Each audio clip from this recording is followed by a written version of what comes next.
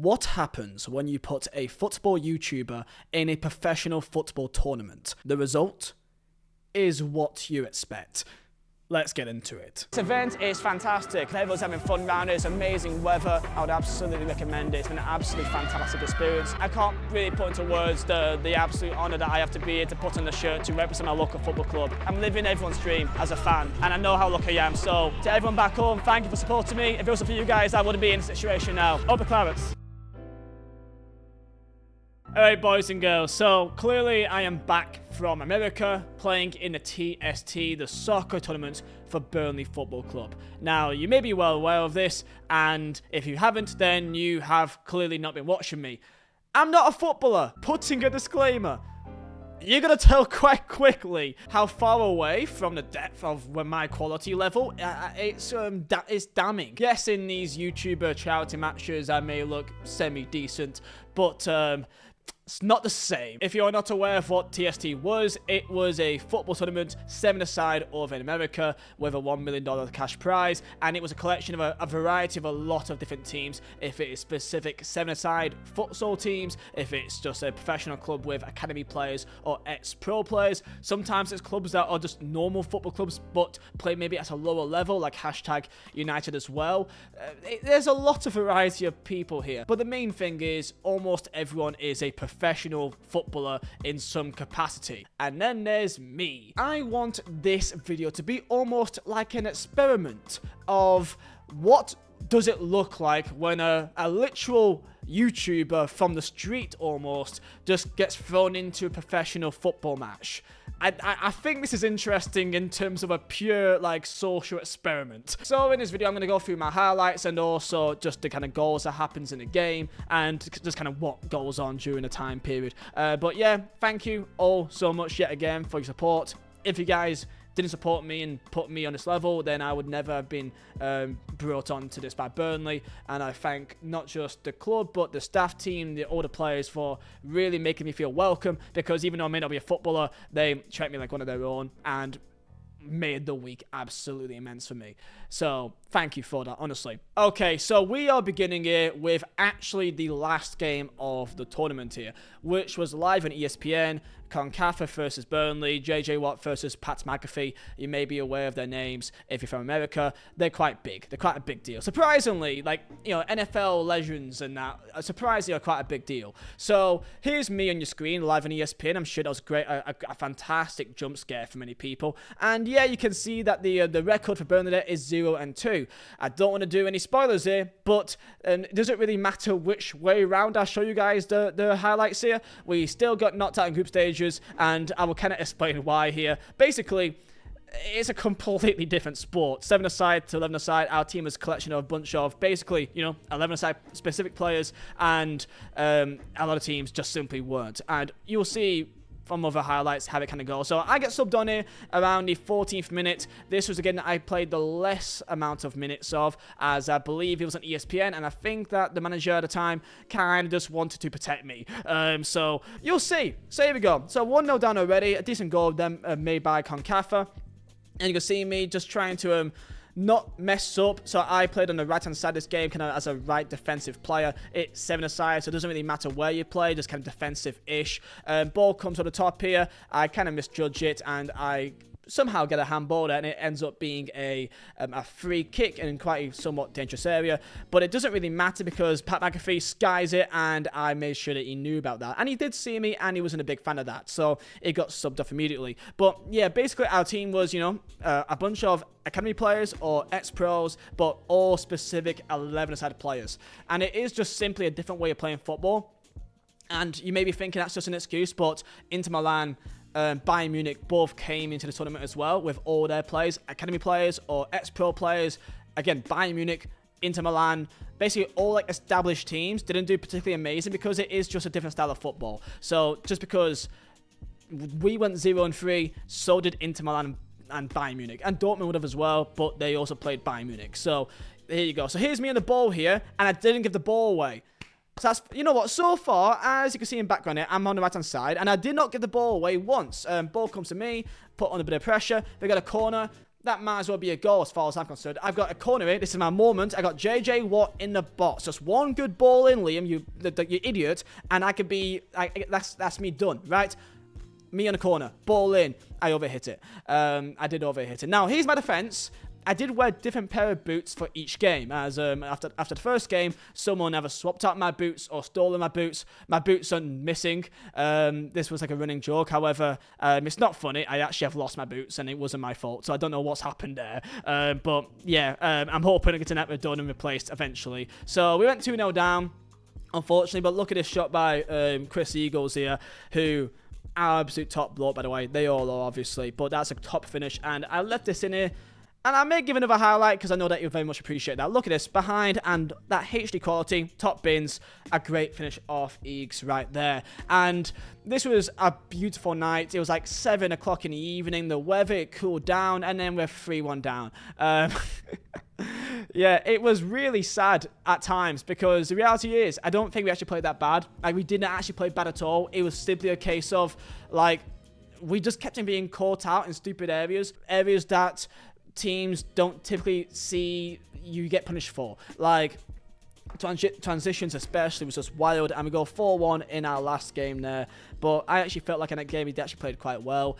First game here, Natty SC. So at 8:30 in the morning, absolutely blasting the sun on us right now. It's absolutely boiling. 2 minutes in, and unfortunately, after deflection, well, 1-0 down in the first game. Very unfortunate right there. Ledesma from Natty. So basically, Natty SC is basically a collection of Cincinnati FC MLS players, either pro players that's retired, or academy players as well, or I believe some futsal players too. And we're 2-0 down 5 minutes into our first game. I'll be honest, we could have had better starts. Now, I do get subbed on it. I'm going to see me just get blasted into the left-hand side here to instantly get involved, make a block, and then tackle him, make a pass, and keep possession. So, like, that's my first ever touch in the entire tournament. And I thought, wow, okay, this is a piece of piss, this is easy. For some reason, there's a second ball on the pitch, and they thought, okay, maybe this Liam kid's quite good. Let's pass to him again. Ball comes up to me, and then I realise I don't know what to do here, and I almost give the ball away immediately. So maybe they thought at first, like, okay, this kid can actually get about, and then realised immediately, here's my second touch here. Just completely blasted him in the shins. So that went well. But defending here, and I got the block off on this left-hand side, and I felt really proud about that. I felt like, yes, I didn't do anything wrong. And got a block there again off the corner. So far, so good. Just don't pass to me. This is kind of my thought process. Don't pass to me. And here's me almost giving the ball away. In a very... I kind of have to look away here because that was actually really bad. I don't know how I passed the ball so poorly. Yet again, left-hand side, and just a bit of pressure. I thought that was the time I blocked it, but I think I blocked it later on. Ball comes out here again. So pass to me. So much space. No, that's fine. Briggsy, I wouldn't pass to me either. Genuinely, it's a better idea that you wouldn't pass to me. And here's me running off the pitch as fast as possible. And unfortunately, because I ran off with a sub, Marcel, who replaced me, subbed me off, unfortunately did not get back in time. And that's kind of how the games go, that when you get subbed off, you're going to go off so fast because the game just continues. So we got caught out there, unfortunately. We did make a bit of a comeback. There's games and goals in the background here, so 4-2 half-time. And then immediately in second half, keep it tight, we concede in the first minute. So... it is another transition, and it's now a 2-on-1 situation, and now it's 6-2. So honestly, it could have gone a bit better. And here's me on the sidelines. You're really ready to go, really pumped up, and I played on the left-hand side here. Ball came out to me, really awful touch, but I kept possession. Now the thing is for me, I just didn't want to be the one that is JJ Watt killing a goalkeeper. I didn't want to be the one that gave the ball away in a stupid area and conceded a goal directly. Here's a great pass from me. I say great pass, that's the most standard pass of human history, but in my positions, in my situation, I thought I did a really good pass there. That's how low my standards were in this tournament. If I just made a pass, then I'm happy. JJ Watt, by the way, threw on goal. That's actually so unlucky. It's so unlucky how that did not go in. Actually a good low finish, bottom right corner. And just some highlights here. It's just me running. Here's me running, sprinting. I felt like in this game, like I knew that on the ball I wasn't going to be good. Like I just simply passed the ball to the better players as fast as I can. As you can see here, I'm going to be quiet. So, you know, You know when I say this is what happens when you throw a YouTuber in an actual football match? That's what happens. I just get bullied physically and just kind of lost my footing. Like, that literally is the clip. That is the clip of the difference. When you put a literal YouTuber in a match of actual professional footballers, that's what happens. I just get bullied. And I freak out because the only way I can describe it, when you play in a game of this level, which it doesn't even look like it's that intense, but it is. And when a ball comes to me, the only way I can explain it is that like someone's like tapping the side of my head, like this, and like the anxiety comes through because I just don't want to be the one to lose the ball. So here's game 2, but game 3 in this video. 1-0 down and 9 minutes in. Stupid goal without Reggae Rovers. Insane team, like a full Caribbean, Jamaican, like proper flair team. And they showed it. So I get subbed on now in 30th minute on the sideline. And I'm here on right hand side. And I pass the ball backwards. I didn't lose the ball. So, you know, so far so good. And here's, for this game I was on the right hand side defending. And again, I just didn't want to be took the mick out of. So here's a clip of me falling over again. I get squared up and I fall over. And then, again, what happens when a YouTuber gets on a football pitch against pro players? So I knew defensively I could stay in position, I could run around, and that's all I can really do that I felt like was effective. And right hand side here, just put some pressure on, and I usually always pass backwards or sideways. 2-0. So, stupid goal. Like, honestly, that's such a good goal.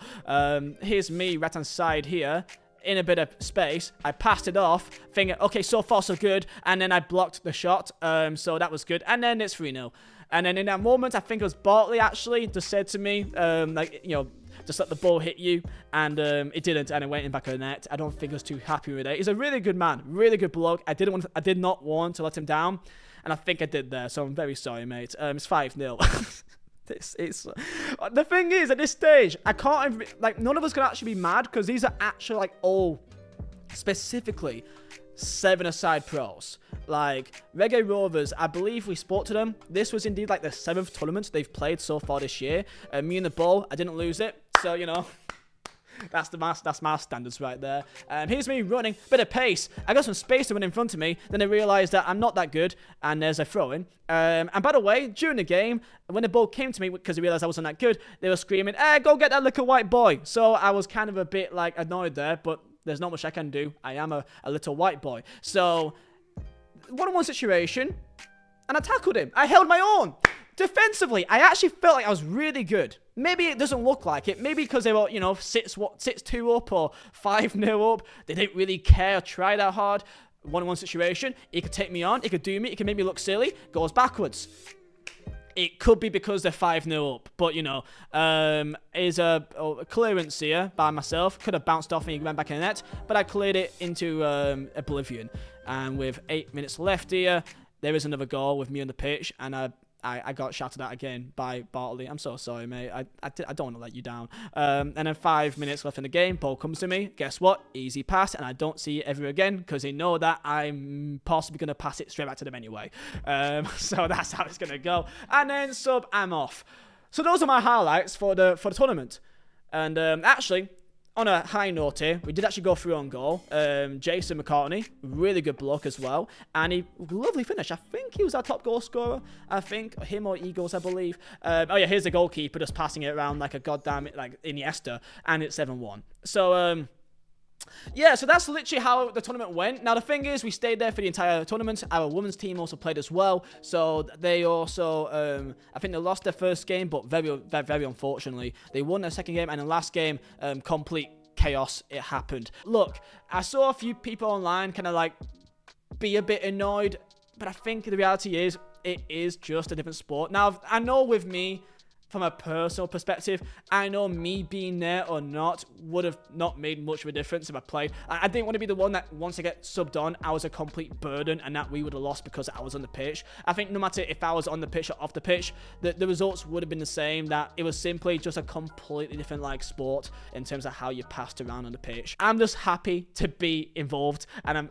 honestly, I fully expected to play like of the entire tournament 4-5 minutes top. So when I got subbed on, I believe in the 6th minute on the first game against Natty, I genuinely went, I looked at my manager, and when he said my name, I thought he was joking. But no, he subbed me on 6 minutes into our first game, and it kind of hit me thinking, okay, I'm going to play a lot more football here than I thought. So I think in the first game I played around, I don't know, around 15 minutes or so, 16, around there. Second game against Reggae Rovers, probably around same 10, 15 minutes. And then in the last game, I think I only played 4 or 5, but that was on ESPN.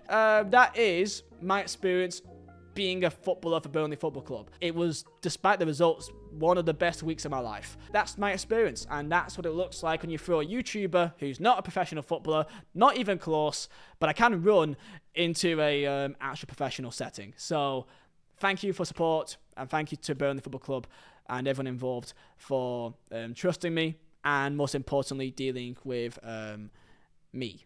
So yeah, thank you, boys. Smash the like button, subscribe if you're new, and I'll see you next time. Upper Clouds.